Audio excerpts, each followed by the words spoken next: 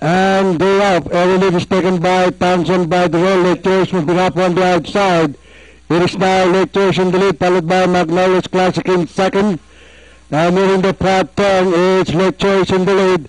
It's Late Choice by a length and a half, followed by Magnolia's Classic in second, and running in third by the roll is Townsend. And Work of Art on the outside, New Dawn. And Joyful Life is bringing up the rear.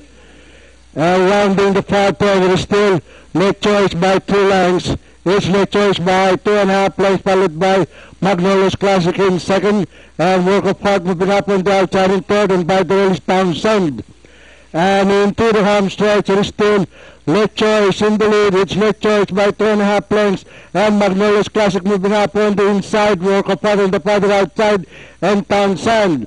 And into the home stretch, and nearing the fourth line, still Late Choice in the lead, followed by Magnolia's Classic by the roll. Work of Art, Townsend, and New Dawn.